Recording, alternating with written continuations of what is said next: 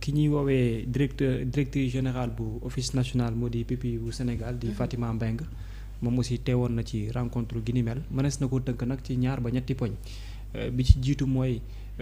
dañoo ñëwoon pour xoolaat waxtaanaat muy dellu si waat pour xam situation bi lan la ak ñoom lan la ci waxtaan boobu nag ci këram la ko amalee moom Ousmane Sonko li may wax ni source a moo ni wax lu ñu wax rek nañ ko jàppee entre guillemets nee na mu ne waxtaan gi bi ñu dooree ci lu bëree bëri c'était pour defaat benn situation ci li nga xam daanaka moom moo xew ci ñi ñuy jàpp ne dañoo nekkoon ay victimes ci li nga xam daanaka moo di manifestation yi am mais dafa ci am ci biir ñoo xamante ni tey jii dañuy ba léegi dañoo dese ay jafe-jafe seen wàllu wér-gu-yaram pour mën a faju moom Fatima Mbengue bi ñuy expliquer situation ba wax ko sax il paraît que Ousmane Sonko bokk na ci ñi mu interpellé wax ko ne ko nu mu gën a gaawee ñooñu nañu leen taxaw ñan la mooy ñaar ñoo xam ne kenn ki dafa lakkoon lakk yu métti mais kenn ki ne nañ dafa am bal ci bopp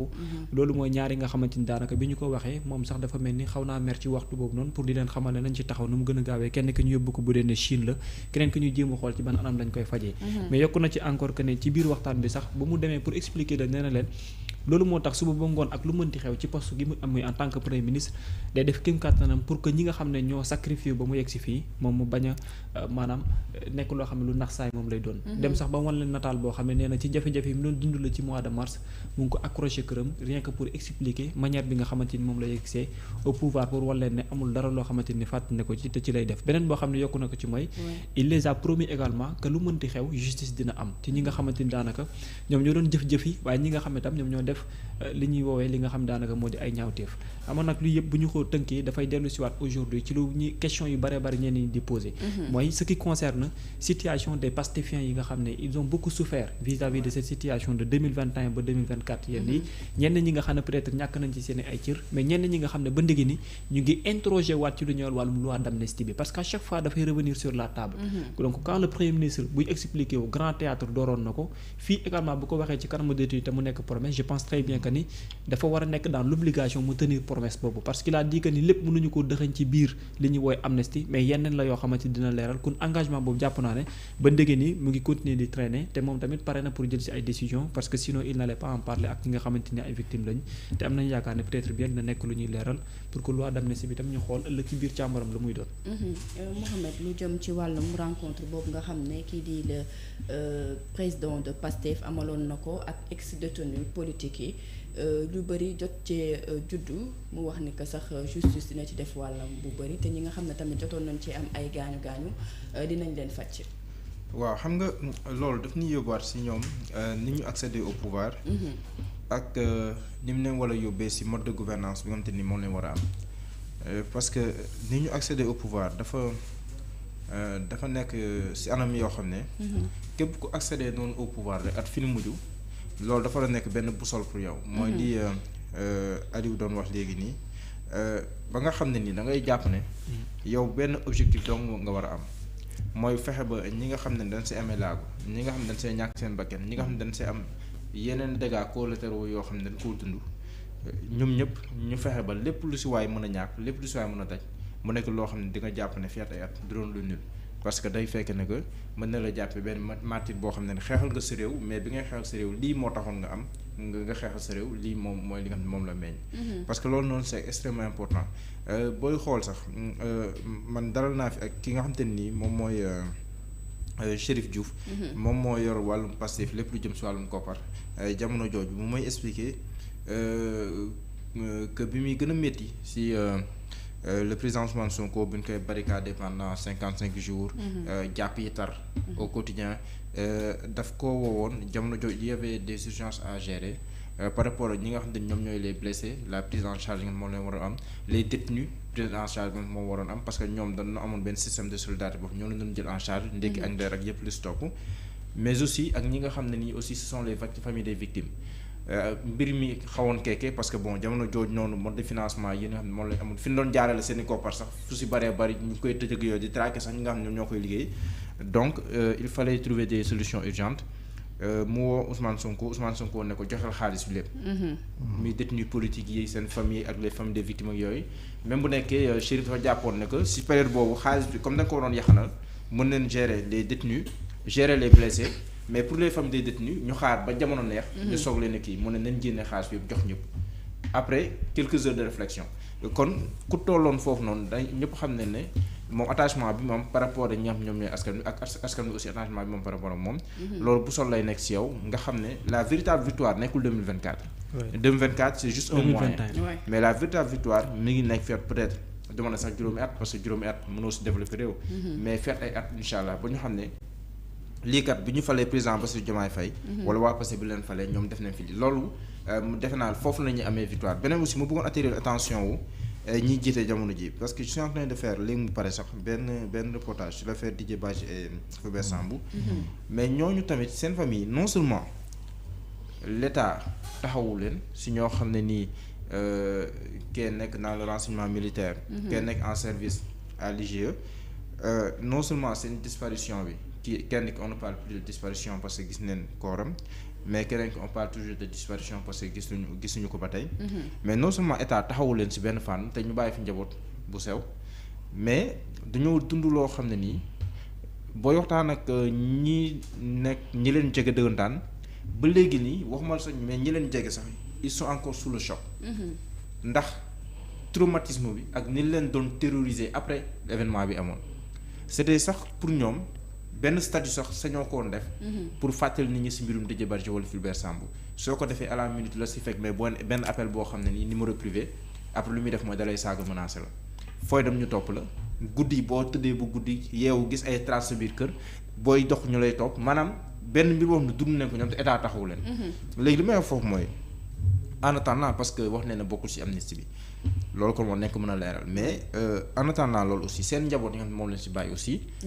faaw ñu taxaw leen parce que seen disparition bi ñu. disparaître psychologiquement quoi. il faut ñu taxaw leen bu baax a baax. parce que seen waajur fi ñu nekkoon dañ doon servir le pays bu ñu fi jógee état war na mën a taxaw seen wet. effectivement mais jaale sax amuñu ko jaale. si Fulbert parce que Didier ba léegi gisuñu mais jaale sax amuñu ko loolu je pense aussi il faut que nguur gi l'état continuité la il faut nguur gi taxaw noonu seen njaboot en attendant yoon di def liggéeyam. Djibril loolu yëbbante la dégg nga. waaw incha allah donc non incha allah lu foofu xel dal na. parce que président bu ñu fàtte ne dafa ordonné le 29 avril je pense 24 avril 2024 pour ñu créer benn commission d'indemnisation. victimes yi évaluer. victimes yi évaluer préjudice yi. donc je pense que ni loolu pas bu rëy la pour liggéey bi mais les premières victimes tamit président la. Ousmane Sonko la ak ñi nekk ci nguur gi di jiite. donc aujourd'hui ñoom ñoo gën a placé pour xam li xew. malheureusement nag comme ni ko rapport Amnesty International waxee plus de 1000 détenus 60 morts. am na xalaat TV démb def na ci benn publier na documentaire bu am solo. di wax li fi amoon. journalistes yi aussi gis nañ ñi fi daan jàpp situation bi moom vraiment c'était chaotique c'est pourquoi man personnellement. dama yàqamti vraiment ñu dissoudre Assemblée nationale pour aller régler yenn problèmes yi dans le fond nag. parce que yenn problème pour régler ko dans le fond loi amnistie bi foog mu tëb. Macky Sall jëli ji ko fa mu nekk indi ko mu répondre de ses crimes. non jëli bi moom dina jafe non foog ñu jëli non mais en tout cas man de personnellement laa wax personnellement jàpp naa ne Maroc du extradé. waaw France du extradé. waaw mais y a d'autres moyens. y a d'autres moyens parce que tamit. duñu xanaa da nga koy nax mu génn dem fenn. non xam nga c'est-à-dire que nit ki mun nga ko contraindre. mais naa la xamal dara gis nga procès de Nuremberg. Hitler. guerre mondiale deuxième guerre mondiale bi mu jeexee. procès de Nuremberg moo tax Allemagne toll fi mu toll nii parce que gis nga justice pilier la ci réew bu amul justice. bu yeboo ñu dem tëdd nelaw tant que injustice moo ngi am wala perception ni justice amul ci réew mi. amul nguur gu mun a développer réew mi mënut a nekk. et je pense que réforme yi président de la république doxal yi nga xam ni moo amoon le 28 juin ci réforme justice bi. je pense que loolu yëpp va dans le sens de régler définitivement les problèmes de la justice. te bokk na ci nag. dossiers yi saa waay tudd Fulbert Sambou Didier Badji ñu xam ñu mettre la lumière ci li fi xew yëpp. donc di wax rek di rafetlu rek le premier ministre Ousmane Sonko ni mu teeroo les victimes. waxtaan ak ñoom wax leen fan la jëm donc ses intentions du leen lu dul vraiment lépp li nga xam ne war nañ ko leeral dinañ ko leeral. indemnisation yi commission bi taxaw bu ko defee nag ñu mën a évaluer les préjudices dédommager ñi fi nekk parce que tamit il faut que ñu toog évaluer xam kan ak kan ñoo ciblé def benn base de données yooyu yëpp quoi donc loolu yëpp ñu ngi koy rafetlu vraiment nag di ko ci gën a ñaax rek vraiment comme ça ñu jàll ñu mën a nag victime yi mën a def deuil bi quoi Aliou, rencontre bi nga xam ne doxoon na diggante le président de Pastef Ousmane Sonko ak également les ex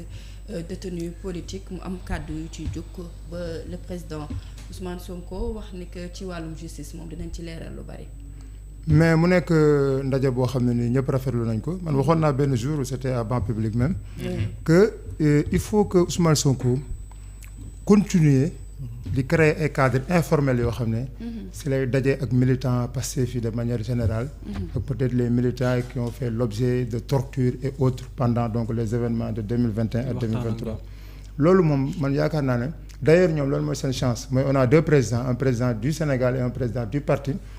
et les actions du président du parti sont aussi importantes on peut le dire ainsi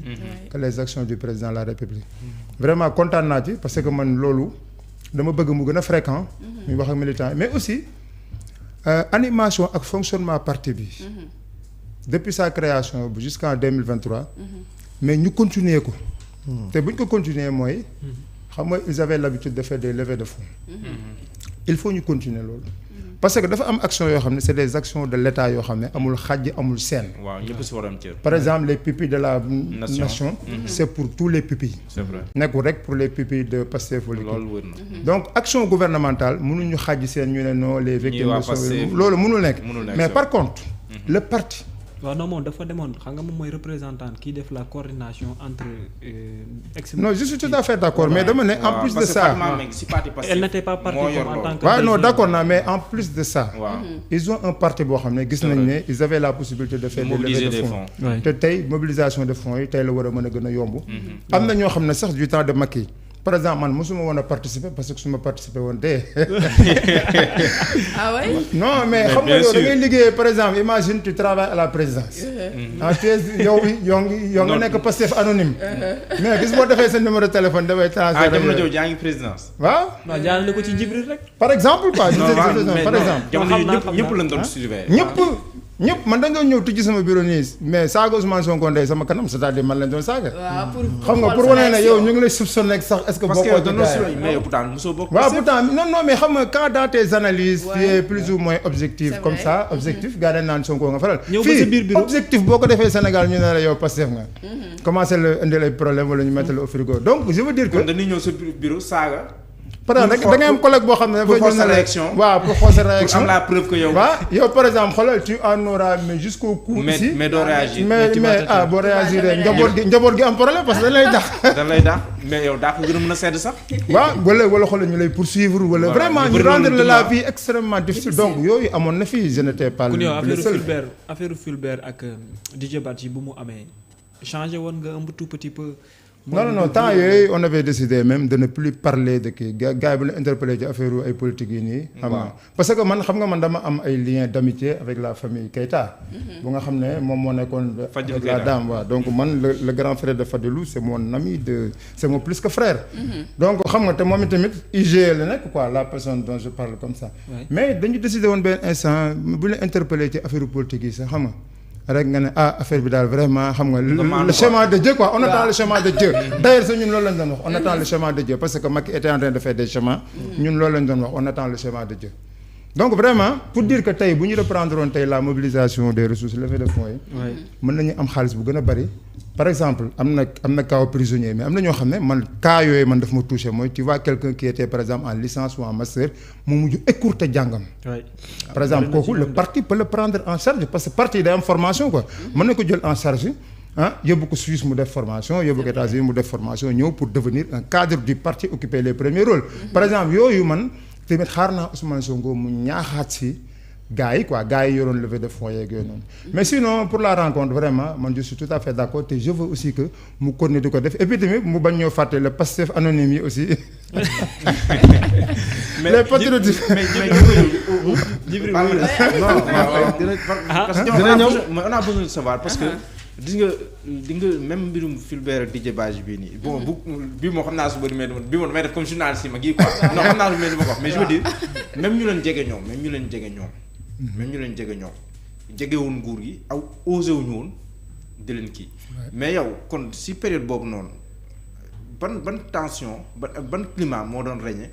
ak comment ngi ko doon gérer dans les maanaam bii tension bi di gën a jóg Sénégal bii ku nekk di moytu ku nekk bii ku nekk di xool koy woo booy woote looy wax bii ku nekk di xool WhatsApp looy sat yoog yooyu noonu na ngeen ko doon dundee. mais c'est ça par exemple benn affaire am na mooy beaucoup de groupes yoo xam ne groupe WhatsApp yoo xam ne da nga ci bokkoon.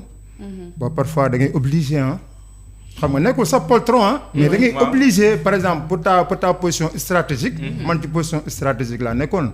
man xam nga man j'étais chargé d'évaluer le cadre d'investissement du Sénégal selon le PFA et selon le cadre d'action de l'OCDE donc loolu c'était vraiment stratégique c'était stratégique si bien que waaw mën nga ko dénk Babacar waaw si bien que da ngay obligé génn si yenn groupe yi ay groupe WhatsApp yi sa bureau da ngay obligé boo ñëwee da ngay tëj sa bureau pour ne pas recevoir certains collègues parce que am na ay collègues yoo xam ne c'est des hommes politiques actifs ñoo xam ne bu ñu tëjee sa bureau mais le temps qu'ils vont te saluer mais dinañ la ramasser waale ba da ngay mujj tëj sa bureau. pour xool waaw ba nga xam ne les salutations là entre collègues sax mën na benn instant boo xam ne mais c'était rare. sa bureau di nga ñëw di xalaat naan ndax enregistrement wala leneen nekku fi. non da ngay ñëw kay di xool nii par exemple am na lampe yu ndaw yi da ngay ñëw di xool est-ce que amul ay caméra. waaw c'est vrai. non psychose oui psychose ku la woo téléphone mais tu ne sais pas ndax da nga war a répondre wala waroo répondre ku la woo ne la sa waay noo gisee situation bi tey mais donc naan si boy affaire yi daal vraiment c'est très compliqué. c'est très compliqué waa nul. xam nga ce n'est pas parce que on ne voulait pas assumer. mais d'ailleurs bon nekkuñu woon ci engagement. non mais nekkuñu woon ci engagement yi mais bon comme vraiment on était contre l'injustice. te affaire yi ni mu doon demee nii xam mënuñu woon a ànd ak affaire bi ni mu doon demee bien que amoon nañ ay doomu ndey ci gars yi ànd ak Macky Sall. amoon nañ ay doomu ndey si ñu ànd ak fële. mais même ñi nga xam ne dañuy nekk sa plus que frère nekk ay APR. xoolal seen diggante day yàqu. c'est vrai. man amoon naa ñoo xam ne samay doomu ndey peut-être xam ngeen leen ñoo xam ne c'était des ministres et autres mais dañuy waxante mun na ma yow sama maître nga mais man Macky Sall moom ma falte lii la bëgg ma def ko. donc parce que jamono jooju soo nekkee si biir ñu soupçonné la. jégg nga ku bokk fee. non tu es foutu. waaw moo tax ñu bëri tamit dañu doon jël seen i distance boo leen woowee sax duñu jël. waaw boo leen woowee du ñu jël wala bu ñu jëlee aussi. il se limite à dire l'essentiel mu jeex. par exemple les rendez-vous là ñun am nañ groupe bu ñu amoon di def ay déjeuner par exemple dañ ko mujj tas. parce que ba non dafa am kenn koo xam ne dañu soupçonné woon ne bon que moom Pastef la après mu jeex ñu mujj kenn dematul ci déjeuner bi te chaque jour on prenait la pause ensemble. dañ ko mujj éliminer pour ça donc vraiment beaucoup de problèmes yoo xam ne donc loolu moo tax ma ne la dafa am les patriotes ak les patriotes anonymes mooy ay patriotes anonymes yoo xam ne simplement parce que amoon nañ benn kii tuuti envers Sonko te xam nga Sonko aussi finalement ñëpp dañ ko yërëmoon benn instant surtout les événements de 2021 comme ça mais après ñëpp dañ ko yërëm surtout góor ñi quoi da ngay dem ba non mais psychose benn mais nag ay façon psychose yu bari dafa am. parce que beaucoup de góor se sentaient menacés. non mais aussi dafa am benn affaire de ba léegi nii mais est-ce que xam nga ne. am na ay jigéen ñoo xam ne boo leen gisee par exemple ñu xaw a def look bu xaw a niroog Adji Sarr da ngay xaw a tiit xaw ma ndax dalay dal. xaw ma ndax dalay dal yow. non man depuis lors damay moytu non dalay dal c'est-à-dire tu vois certaines filles da ngay gis ni ñu xaw a niroo soit greffage wala yooyu mais da rëf da nga naan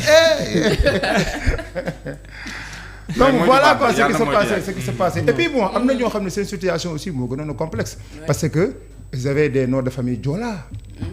ñooñu aussi bon vraiment pour ne pas amener un problème d'ethnie mais ñooñu aussi dans l'administration mais dañu sonnoon trop dañuy obligé sax assumer ne Benno Bokk Yaakaar la ñu bokk nii pour mën a rëcc ouais donc tout ça même dans les arrestations c'était compliqué. Ouais c'était très compliqué ouais. Mais heureusement daal vraiment moo tax man tamit contrairement à Djibril quand même situation bu ñu am nii apaisement bu ñu am nii quand même nañ waxante dëgg rek mais man gisuma ne il est important dans le contexte où nous nous trouvons par exemple de toucher le dossier Macky Sall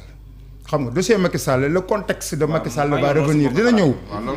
ñëw xoolal jour am dina ñëw. Djibril da koo xiif. non dina ñëw te man pour man aussi il faut laisser la justice faire son travail et non pas par des perceptions parce que man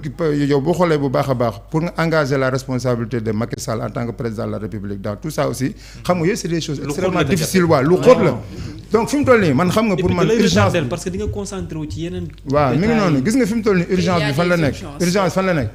mooy promesse électorale yi mooy l'emploi des jeunes franchement loolu moom laa gisagul gars yi posé si benn action quoi. te nag dafa jot aussi xale yaa ngi jël gaal yi di kon xam nga sa waay il est critique moom bu ko kenn wax Pastef la bokk il est critique. non parce que man carrément la man aussi. ça il est critique. non man aussi man tel que j'entends Sonko parler. ñun dañ koy déglu bu baax comme tout le monde. mais tel que tu l'entends parler da ngay wax ne kii ni muy xalaate bokkul ak ñeneen ñi ànd ak moom sax ni ñuy xalaate. man ni muy xalaatee mooy dafa am esprit de dépassement quoi. franchement man tamit pour man dañu war a am esprit de dépassement mais li nga dig nit ñi. wax ne damay régler problème emploi mais bi ñu ñëwee ba léegi waxaguñ ci dara. mais disons la vérité. aucune action n'a été posée dans ce sens donc franchement na gars yi jublu ci affaire emploi des jeunes yi quoi. ci noonu la ñuy demee sax dañuy continuer woy ak yow rek wax ci situation économique réew mi nan nga ko gisee. waaw bon globalement. lu ñu mën a retenir mooy autorités yi bu ñu ñëwee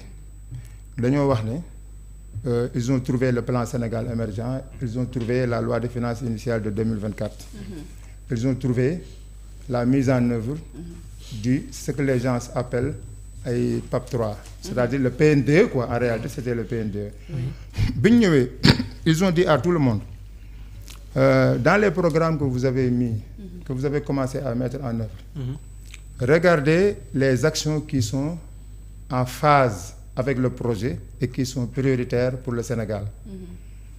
donc on consigne l'ensemble de ces actions on le donne au Premier ministre ce travail a été fait en avril bu ñu ko joxee le Premier ministre a validé les actions prioritaires et a demandé au gouvernement de s'atteler à l'exécution de ces actions prioritaires action prioritaire yooyu moo nekkoon la préparation de la campagne agricole moo nekkoon la fin de l'année scolaire avec les examens moo nekkoon la situation par exemple de la sécurité routière et cetera genre question yooyu yëpp évoqué woon nañ ko alors léegi il fallait mettre en œuvre jusqu'au 30 juin ba ñu ko mettre en œuvre bu jusqu'au 30 juin dafa tombé sax ak on était dans les 100 premiers jours n'est-ce pas des autorités alors gis nañ ne ñoom lu ñuy wax ne l'État était en ruine boo demee ci finances publiques yi on était dans des tensions exécution recettes yi était extrêmement lente alors que lu ñu engagé woon ci dépense dafa bari woon parce que dépense yi boo xoolee ñële dès le premier trimestre dañoo engagé dépense yu ñu waroon def pratiquement tout au long de l'année dañoo def engagement yi war a fay alors que recettes yu ñuy war a fayee loolu noonu donc ba l'exécution était lente premièrement deuxièmement mooy au niveau de la coopération internationale Sénégal lu mu waroon a décaisser daf ko am na yoo xam ne daf ko décaisser avant l'heure par exemple sur le marché de l'UEMOA am na ay emprunts yoo xam ne daf ko anticiper lancer ko déjà au premier trimestre alors que on pouvait attendre le deuxième semestre même comme les 66 milliards que nous venons de lever dans le marché de l'UEMOA mënoon nañoo xaar bu heure bii pour lever ko